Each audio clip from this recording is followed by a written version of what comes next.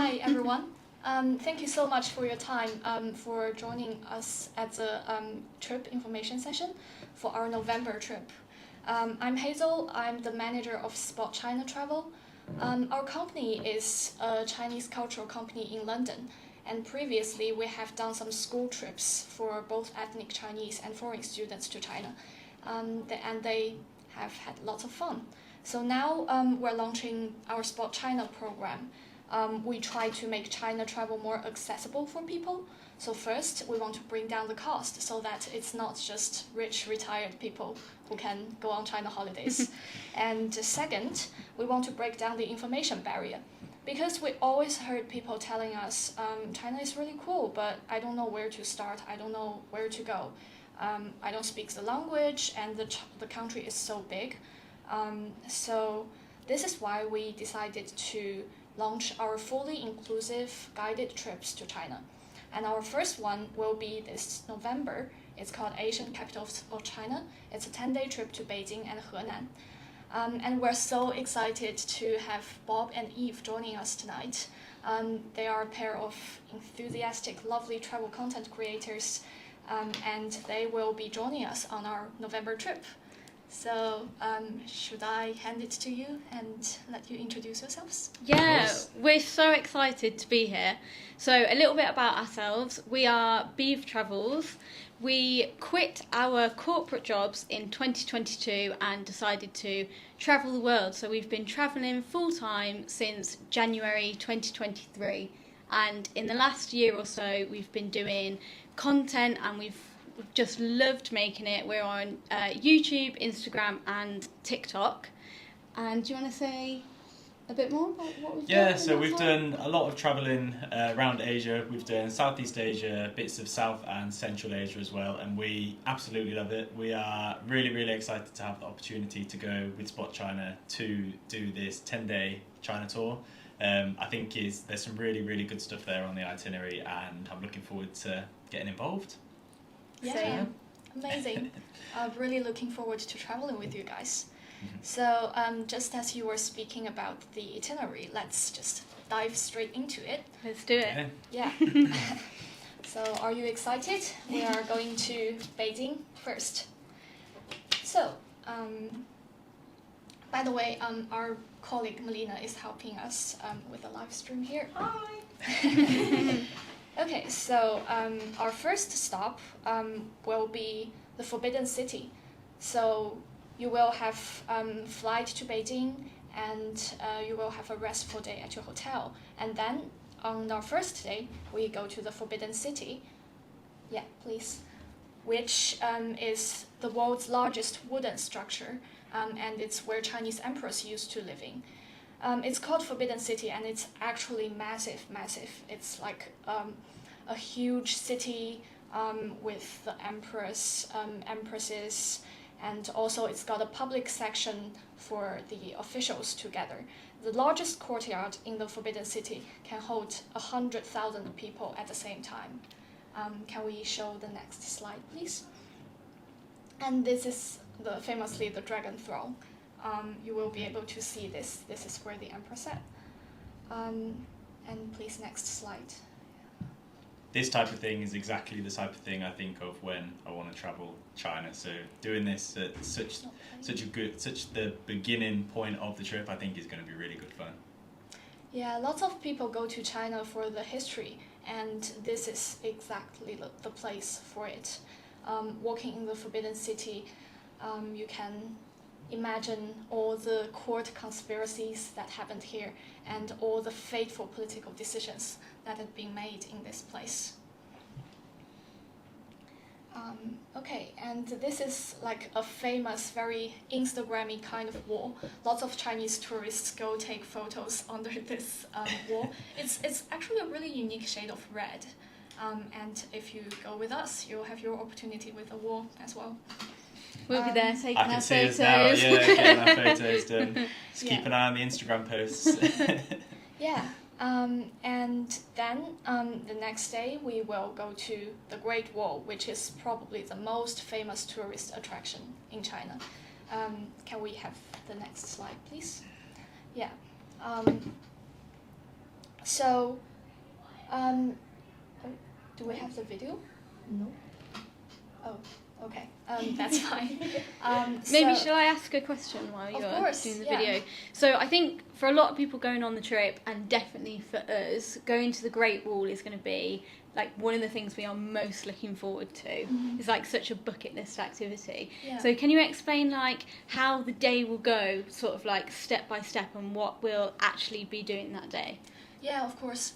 So I guess first I should tell you a little more about the Great Wall. So it's not just one wall.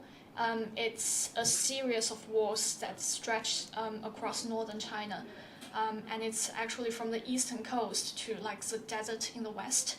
And when we talk about visiting the Great Wall, we're actually visiting the most famous sections of the wall in Beijing. And the section we are going to take you to is called Juyong Pass, which is one of the most impenetrable passes along the Great Wall. So we will take the coach from the hotel to the Great Wall, which is about 1 hour's drive. And then at the wall, we will go into a fortress first, which is set at the crossing of two mountain ridges, which is what makes it so impenetrable, because it's a great place for defense. Wow. So if you enter the fortress, you can see the classic Chinese fortress structure, and you can see some old cannons from the Ming Dynasty, which is quite interesting because when people think of Ming Dynasty from like 400 years ago, they don't think of cannons, but the fire weapon technology at that time was actually quite advanced. So you'll see old cannons. You'll also see a gate from the Yuan Dynasty, which is about 800 years ago, and you can see this Buddhist sculpture on the arches, and you can also see the old carriage ruts on the ground. So you can touch lots of old. I don't actually know if you can touch it, but like you can be in Touch with our eyes. you can be in the presence of some really amazing historical heritage. And then after the fortress, this is where you're going to do some serious climbing. Okay. For hiking enthusiasts, you're probably gonna love this.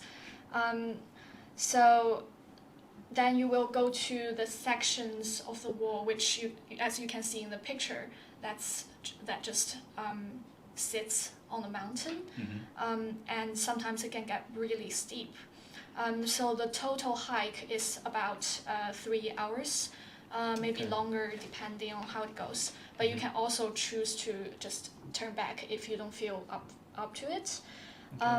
And along the wall, you can see some turrets with like holes to look out from, and you can also see the famous beacon towers where fire used to be lit when the enemy approach.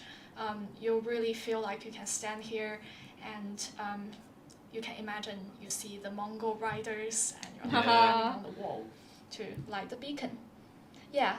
And then after the Great Wall, actually there's another activity on that day. So it's to visit the 2008 Olympic venues. Okay. Do we have the next slide? Oh, sorry. Can we go to the bird's nest picture? Which one? Yeah. There we go. Found it. So after the Great Wall, we'll go to the Olympic venues. We can see the bird's nest, which is in the picture, and also the water cube, which is the swimming venue at that time. It's now open to the public, and it's a park. So in the evening, lots of people do exercise there, and you can also just chill in the park after a long day. Oh, that sounds really nice. It'd be great. It's good. I didn't realise before thinking about this trip how close the Great Wall of China was to Beijing. Yeah, Oh, I that part, actually I thought thought it it was would going to be- be... Out in the sticks somewhere, but no, it's really Longer. accessible. That's going to be really good. Yeah, it's not very far. The thing is, because Beijing is the capital, so you really want Protect it. lots of and- fortresses yeah, to protect the capital. Yeah. that makes sense. Yeah. Oh, it sounds like a really good day. Yeah. And can we go back to the old summer palace? Yeah. On the third day, we are going to visit the old summer palace, which is a royal garden built by some Qing dynasty emperors. And as you can see, as you can see, it's all burnt down. That was actually some quite horrible history because it was burnt down during like a foreign invasion during the colonial era. And it witnessed the turbulent Chinese history during the 20th century. But also, even though it was burnt down, it was still incredibly beautiful, and it was an example of Chinese and European hybrid architecture, because at that time there were more cultural communication, and the Chinese were learning everything from the West, from science, technology to architecture. And similarly, please go to the Tsinghua University picture. And similarly, you can see Tsinghua University also has some Western-style architecture that was like a college established during late Qing dynasty to learn from the West. And you can walk in the campus. Next slide, please. Oh, no video? No video. Okay. You can walk in the campus, and just have a taste of what Chinese students' life is like. Yeah. Yeah. I can say that's something that we'd never have access to. And you could like just see from their point of view. Yeah. Yeah. We actually have some fans saying hi in the comment section. We have Steph Lapsley saying hi, Beeb. Olivia Hi, Steph. Miles, hi. Sam Lapsley, oh guys, major fans. And then we also have Olivia Miles who says it looks awesome. So they just want to say hi to you guys. Hi! Hi guys. It will be awesome. You guys should come with us. Thank you so much. Okay. This is really cute. Yeah. Yeah. Okay. And then I guess other than these historical sites, you also want to see where Chinese people hang out, and where to eat, where to relax. So we have Shihai, which is a famous restaurant and bar area in Beijing. It's an area with these 3 interlocking lakes, and people actually do paddle boats there. And in the winter, when the lake freezes, you can even skate on the lake. Oh, wow. It's really cool. Although I don't know, I think if we're going in November, paddle boat is more likely. Yeah. And yeah, there will be one night where we go to Shichahai and have dinner there. And we are also going to go to Qianmen Street. Okay, the video's not playing. Sorry, actually, maybe we could try to play it on Canva, because it should work on Canva if it's not too difficult to make the switch now. Okay, but I love going to the areas where you've got loads of bars and restaurants, because I feel like that's where you get that actual culture of the country, where the people Where that local live people there, hang out. go and hang out, not just the big tourist destinations. yeah, Just things that have been built for tourists. It's nice to actually get involved and see. Yeah. We also love eating and drinking, so it's perfect. Yeah, in Shishahai you also get to see some traditional Chinese residential architecture. Okay. So it's brick built buildings and narrow alleyways. And I don't know if anyone has heard Sihe Yuan, which is a traditional residential courtyard. Okay. So yeah, it's really cool with the blend of modern restaurants and this traditional vibe. Yeah. It sounds good. Sounds great. Yeah, it does. Sounds like something we'd enjoy, definitely. So what day are we up to on the itinerary here? Is this day? So this is day 3. 3. Okay. Yeah. Oh, okay. It's action packed. Yeah, Action really packed. packed itinerary. Yeah. Although actually I'm doing a bit of a mix here because I'm dividing the historical sites and the other things. Yeah. But yeah, we're roughly on day 3. Okay. And we also have Qianmen Street, which is a famous shopping street. So yeah, if you want to do some shopping at some like old Chinese brands, actually we are gonna dine in Quanjude on Tianmen Street. Quanjude is a famous Peking duck brand, There you go. which has a long history of, I think, like 180 years. Wow. It's a, well, really old duck. Yeah. You know they must be doing something right if they've been going for that long. Yeah. So, I feel like that's such a good food to have. Like, you can't go to China and not eat Peking duck. yeah, we Yeah. will look at some food pictures later as well. Do we have our videos? Yeah. Yeah, so now we can play the video of Tianmen Street. It's a really beautiful wide street with, especially so beautiful in the evening with the lights on. Yeah. And that's when you will go. Okay. And now we will have to say goodbye to Beijing, but the next stop is even more exciting. So we go to the Longmen Grottos,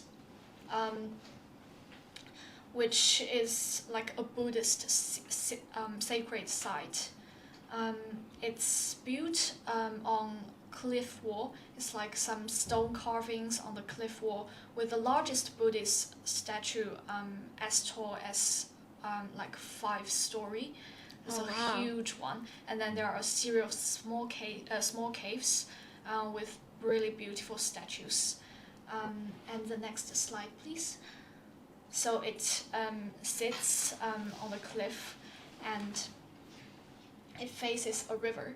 So other than the Buddhist statue art, you also get to see beautiful nature as well. And the next stop is Shaolin Temple. And let's see some Kung Fu action here. Oh, it's in the video. Yeah. Oh, he just vanished. That was quick. Sorry.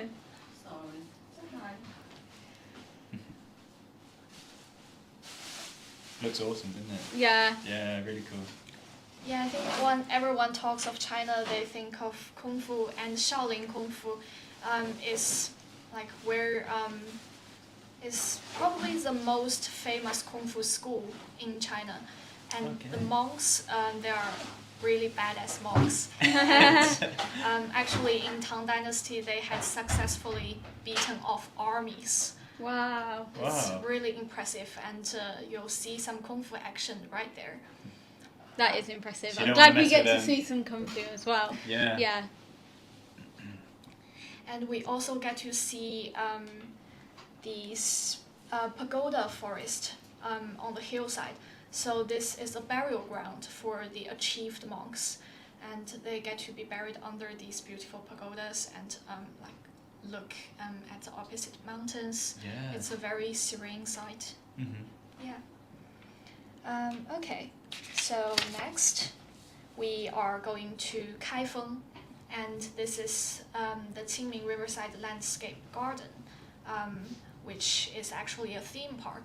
So we've seen lots of old historical sites, and I think we've had enough of the historical authentic stuff, and now we just want to have fun. Yeah. And this theme park, it's really amazing. It's like you time travel into ancient China. Let's play the video here. It's got lots of impressive shows, like a ship battle.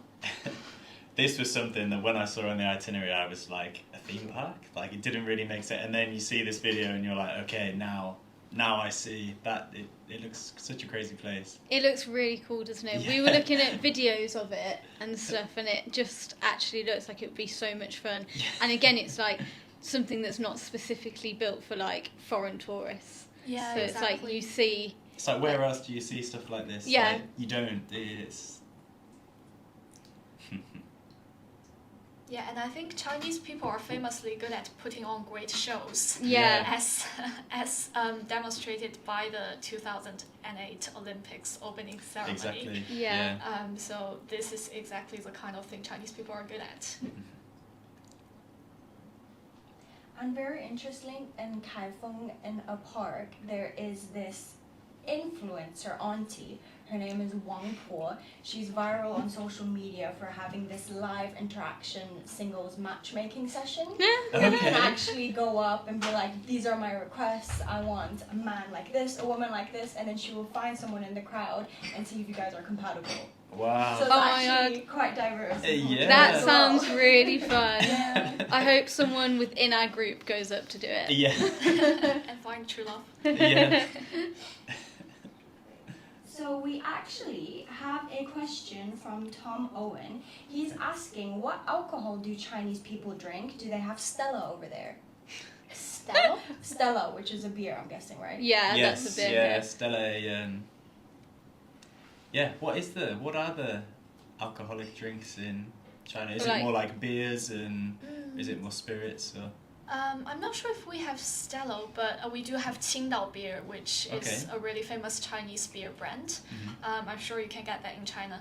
And I think in the area that we are going to, northern China, we drink Chinese spirits, which can be even stronger than whiskey. So it can be as high as like 60 degree. So you don't want to try that too casually.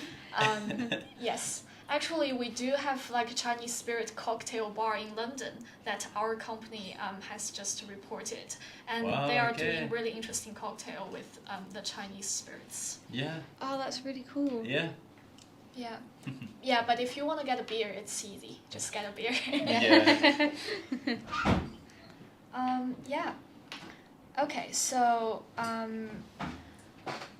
yeah, obviously we have lots of other attractions in Kaifeng as well. Just lots of cool ancient architecture to see. But I really want to show you this one. I really want to show you the Kaifeng Drum Tower Night Market. So we will go to this night market to have dinner. You can just buy snacks. It's really amazing. Actually, the night market culture is something I miss most about China while I'm here.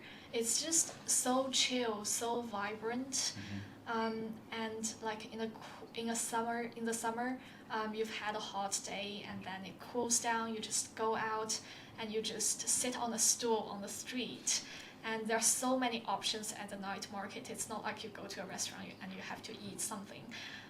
You can just walk among the stalls, and you can even haggle, which is fun. You can't do that at restaurants. No.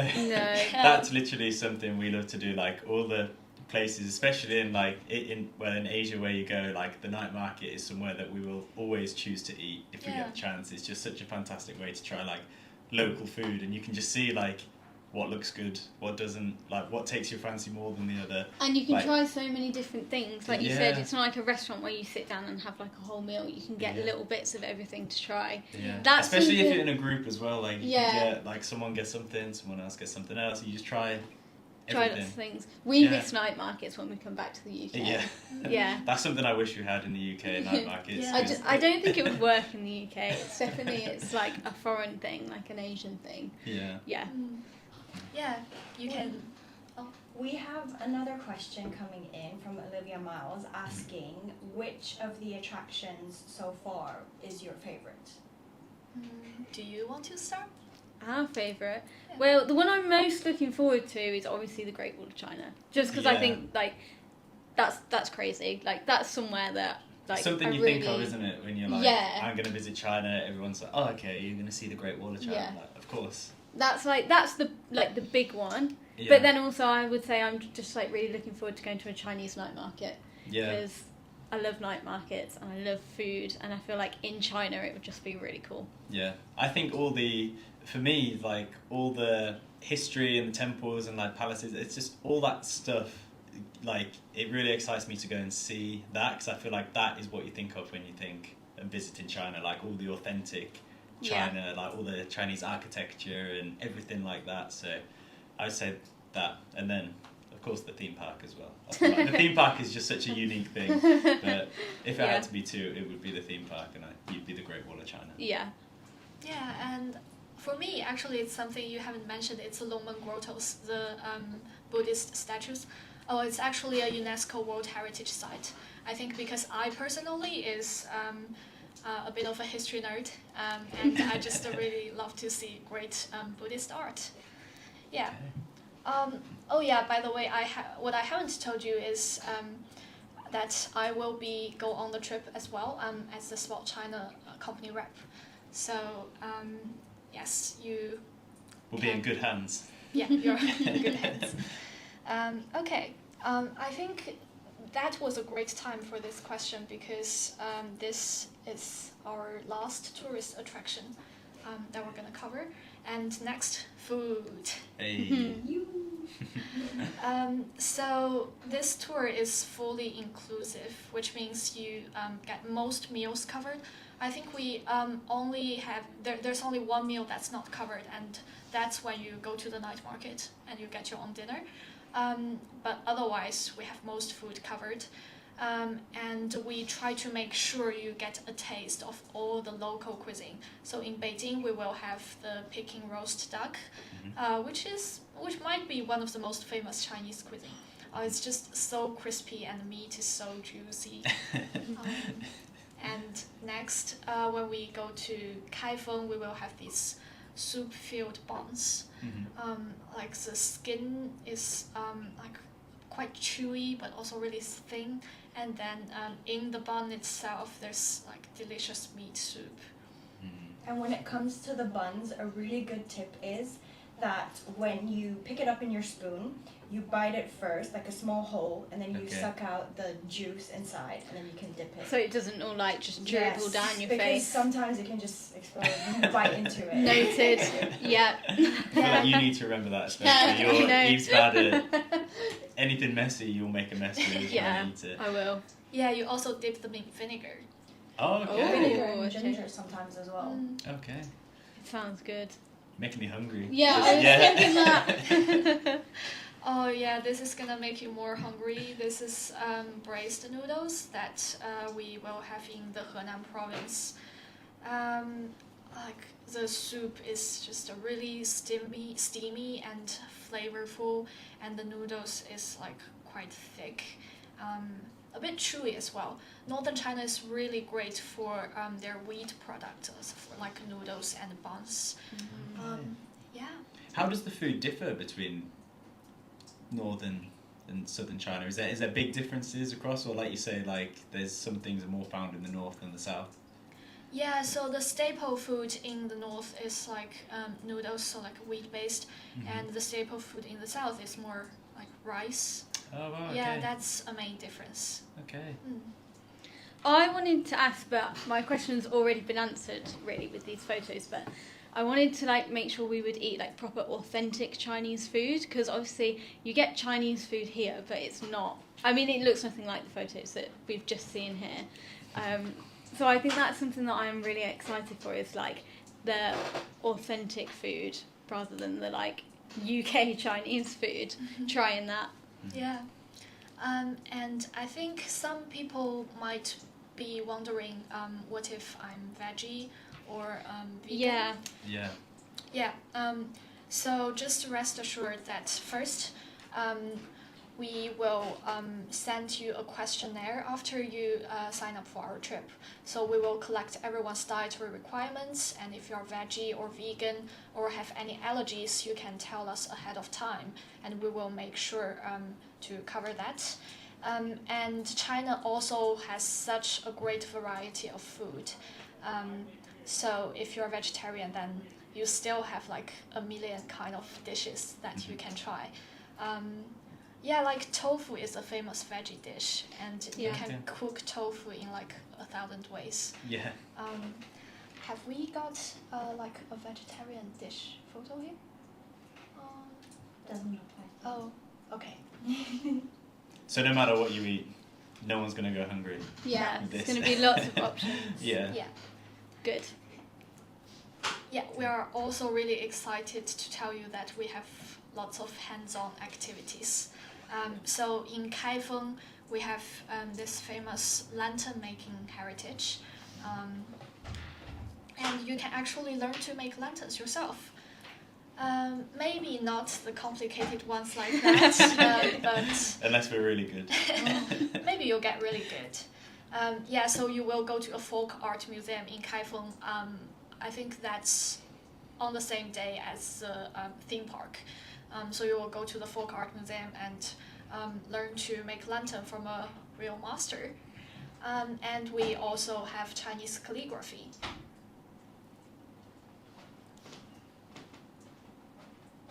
Yeah, I really miss doing Chinese calligraphy as well. Yeah, just look at that brush.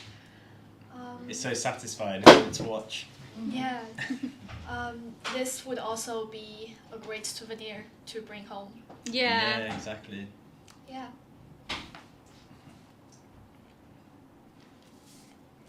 Okay. Oh yeah, and shadow play. So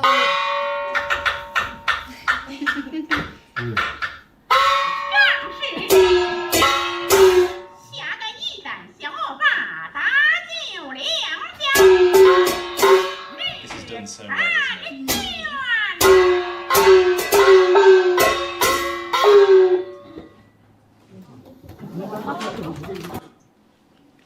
So this is actually an add-on. The previous two ones are included in the trip, and this one is an add-on that you can choose to purchase. So you get to see the shadow play. You get to you will learn to like how to maneuver the puppets or like make the puppets. This is one of the activities in Beijing. Mhm. It's really cool. I also want to try that. Yeah. So you say this is an add-on. What would you recommend? Obviously, this is a fully inclusive trip. What would you recommend in terms of money to bring that people would want to spend when they were here for, say, like souvenirs or like any extra bits that they wanted? Yeah, great question here. So during most of the journey, you don't have to spend any money, like accommodations included, meals included. But of course, you might want to bring some money for personal expenses. Like you just go to the convenience shop to buy some, like a pack of tissue, for example. Also buy some souvenirs, gifts, and there will also be tips for guides. But that's quite a minimal amount. So in terms of payment method in China, I think lots of people have asked us that question. It's actually not that hard. So we have Alipay in China, and you use your phone to scan QR code. Like every shop would have a QR code. You just scan and you pay. It's very easy. And in terms of how do you actually use your Alipay account, so you just need to first register with your phone. It can either be a Chinese phone number or a foreign phone number, and then you add your bank card to it, like Visa card, MasterCard. That all works. So add your bank card to it, and then you're all set. You have an account, and you can start scanning the QR codes in China. Easy as that? Yeah. Oh, that's so easy. I thought that was always in the back of my mind because I'd heard people. Well, I just always knew that China was like very cashless. Yeah. So it's like it's scan QR codes, and that was always a thing in the back of my mind. Like, how do you actually pay for stuff? But it sounds like it's so easy. Because in some countries in like Southeast Asia as well, they have like the QR code system, but as a foreigner, it's more difficult to do. So, but that sounds like it's really easy in China. Yeah. Sign up on your phone. Great. Yeah, because the Chinese like tourism is opening up, and we really welcome tourists to go to China, and like the government has issued some comprehensive English language guide in terms of setting up payment system, and just like general travel tips. It's a really rich resources online that you can find. But also, if you go with us, you don't really have to search for this online information. Before we set out for our trip, we will make sure you have all that set up. Yes. Okay. Perfect. Yeah. Easy. Yeah. Any more questions that you have, or like from the audience? You mentioned tipping guides and things. So will we have the same guide for the duration of the 10 days that we're there, or will they be split up into a different guide for a different activity? How does it work? Oh yeah, so there will be one guide for the Beijing section of the trip and one guide for the Henan section of the trip, because they have different specialism and they will know their respective provinces better. But as I mentioned before, as a SpotChina company rep, I will be going on the trip and I will be with you throughout this trip. So yeah, any questions you can ask me, like payment doesn't work, or if you're wondering which food to get at the night market, yeah, you can come to me. So we do have a question from Tom. He is asking, will I need to learn a lot of the language to go there? Ah, That's well, a very good question. what do you think? I think no. I think Yeah. it's always nice to learn some like a polite like hello, thank you. Yeah, Maybe like definitely. sometimes you like to stretch it a bit further, a good morning or Yeah. like something. But I think no, you don't need to know. Especially if about we're the with you, I language. feel like it Yeah. would be very easy for us. Yeah. But I have heard, I mean, how widely is English spoken in China? Or in the areas of China that we'll be visiting, so say in like Beijing or... Yeah, so English is actually quite widely used in Beijing because Beijing is such a big international city, and I think most of the signs have both Chinese and English on them. Oh, wow, right. okay. That's I very wasn't expecting convenient. that to be... Yeah. And people in Beijing, they grow up in this big international city and they learn English from very young. Actually, I think I started learning English since like kindergarten. Oh, really? Chinese people in big cities usually receive quite a good language education. And just in case you get lost, which probably won't happen, just in case you get lost, you just find the Chinese people and feel you can almost communicate fine. Yeah. It should be okay. Yeah, because our you will have guide for the entire trip and you will have me. You don't really need to worry about the language, but it would be fun to learn some language, and we actually definitely. have a language guide on our website for some just casual languages for daily uses, like where's the toilet, Yeah. or like can I get the bill please. Yeah.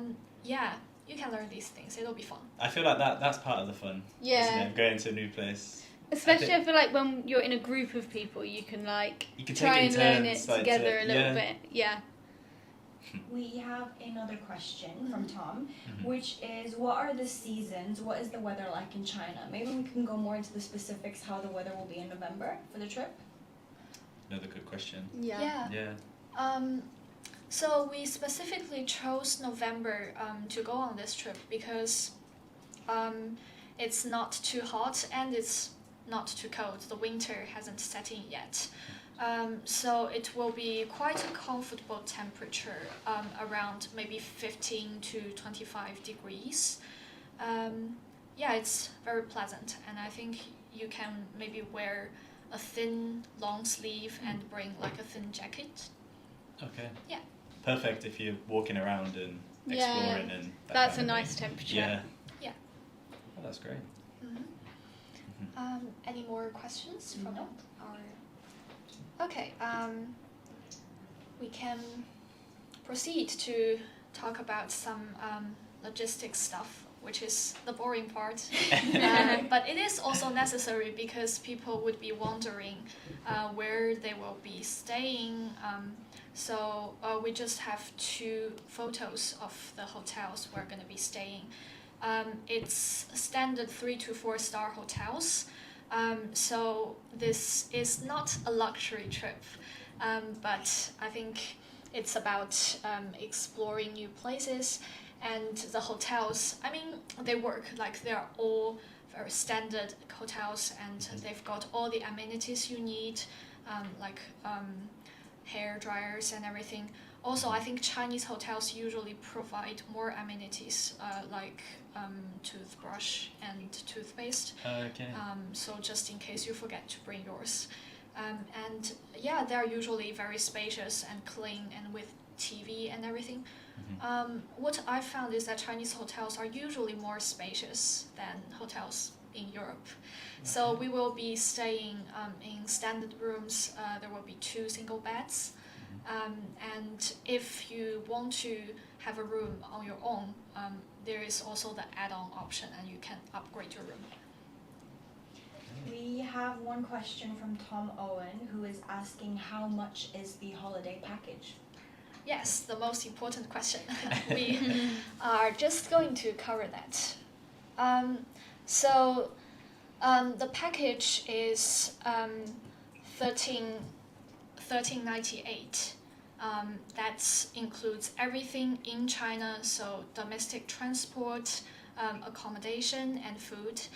But actually, if you book now, so if you book before August the 17th, you can get our early bird discounts. The details is in the video description down there. You can check it out. So you can get the early bird discount and get £150 off. In case you missed that, you can also get a promo code from Bob and Eve, which deducts £100. Which is very good, actually, for the cost of the trip. If you think that's food, accommodation, transport, guides, I think that's a really good price for everything that you get, definitely. Especially if you... and for everything to be organised for you. Yeah. There's people that travel so much, the thought of having everything taken care of, where you don't even have to think like, where are we going to eat tonight? Or, where am I going to meet this local guide? Or how am I going to get here? Like, that's... Yeah. It's a nice feeling. It is a nice feeling. There is one comment for you, Bob, saying, I'll come on this trip if that handsome man on the left is going. Thank you. They might need to put their glasses on.